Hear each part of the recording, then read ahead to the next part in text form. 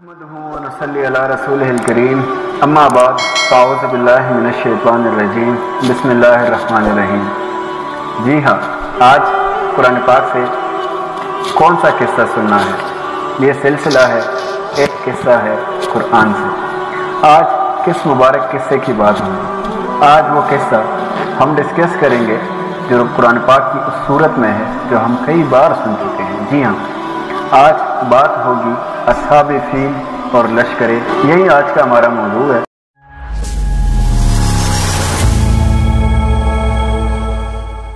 جو ابابیل کا تھا اور کون سے اصحاب تھے جو فیل والے اصحاب کہلائے۔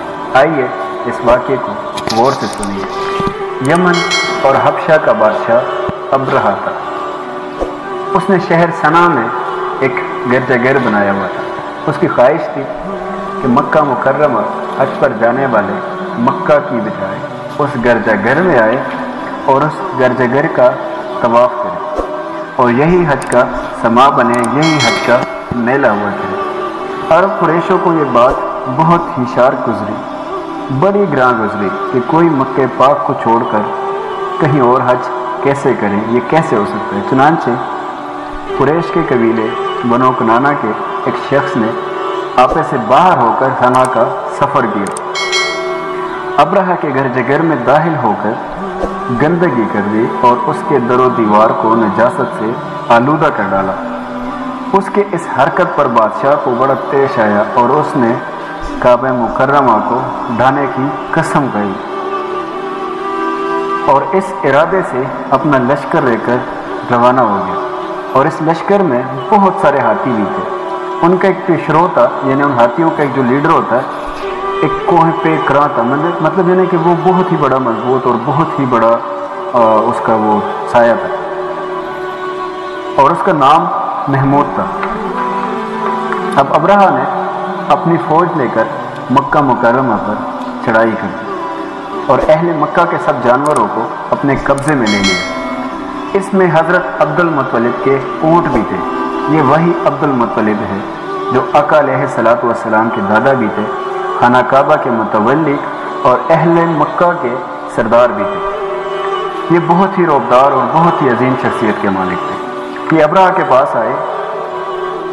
ابرہہ نے ان کی بہت بڑی تعظیم دی اور آنے کا مقصد پوچھا تو انہوں نے کہا کہ میرے اونٹوں کو مجھے واپس کر دو۔ یہ سن کر ابرہہ نے کہا، مجھے بڑا تعجب ہو رہا ہے کہ میں تمہارے کعبے کو ڈھانے کے لیے اتنی بڑی فوج لے کر آیا ہوں، اتنا بڑا لشکر لے کر آیا ہوں، اور آپ مجھ سے اپنے جانوروں کی فکر میں ہیں اور آپ اس بارے میں مجھے کچھ نہیں کہا، صرف اپنے اونٹوں کا مطالبہ کر دیا۔ تو حضرت عبد المطلب نے جو جواب دیا وہ بہت ہی تعریف۔ آپ نے کہا، میں اپنے اللہ عز و جل وہی کعبہ مشرفہ کی حفاظت کرے گا، مجھے اس کی کوئی فکر نہیں ہے۔ اب ابرہہ نے آپ کے اونٹوں کو واپس کر دیا۔ پھر آپ نے قریش کو فرمایا کہ پہاڑوں کی چوٹیوں پر جا کر وہاں پہ پناہ گزین ہو جائیں۔ قریش نے آپ کے اس مشورے پر عمل کیا اور اس کے بعد حضرت عبد المطلب نے کعبہ مشرفہ کا دروازہ دونوں ہاتھ سے ایسے پکڑا اور بارگاہ الہی میں خانہ کعبہ کی حفاظت کے لیے خوب رو رو کر دعائیں مانگی۔ اور اب آپ خود بھی پہاڑی کی چوٹی پر اپنے قوم کے ساتھ چلے گئے۔ اب اگلی صبح ابرہہ نے اپنے لشکروں کو لے کر خانہ کعبہ پر دعویٰ بولنے کا حکم دے دیا۔ اب ہاتھیوں کو چلنے کا اشارہ کر دیا گیا۔ اے میرے میٹھے اسلامی بھائیوں، اب جو لشکر تھا ہاتھیوں کا، ان کا جو لیڈر تھا پیش روئے محمود، وہ خانہ کعبہ کی طرف نہ چلا۔